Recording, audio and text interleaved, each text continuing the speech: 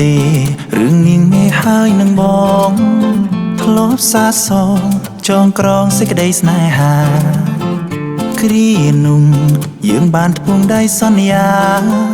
ផុតខែវស្សារៀបការនឹងគ្នាអីលើបាត់បើបាត់សូនឈឹងបាត់ដុំនឹងប្រលឹងមិនឃើញវិលវ័យចាំបាត់ស្ងាត់សូនអូនអើយអូនស្រីរឿងមួយមានថ្មីចោលបងទៅហើយ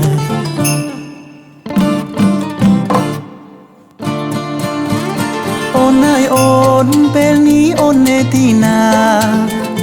ដឹងទេថាអ្នកណាកំពុងរីងរៃគឺរូបប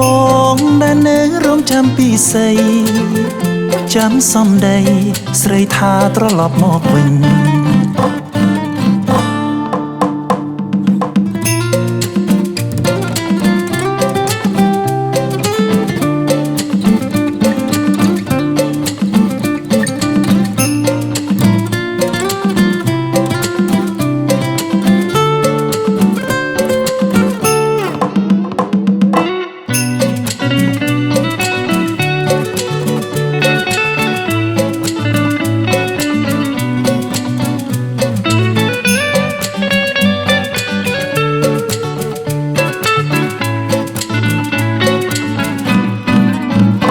បងងាយត្រានត្រៃអូនតាមគ្រួសារគាត់ប្រាប់ថាគេនោះអ្នកមានស្ដុកស្ដំគេទៅអាចមើលថែរក្សាមុំលាទាំងបងខំមុំលែងបានវិលវ័យ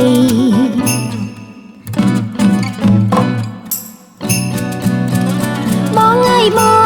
ថ្ងៃនេះអូនចូលរោងការបាយផ្កាស្លាប្រគុំបៃខនចងដៃ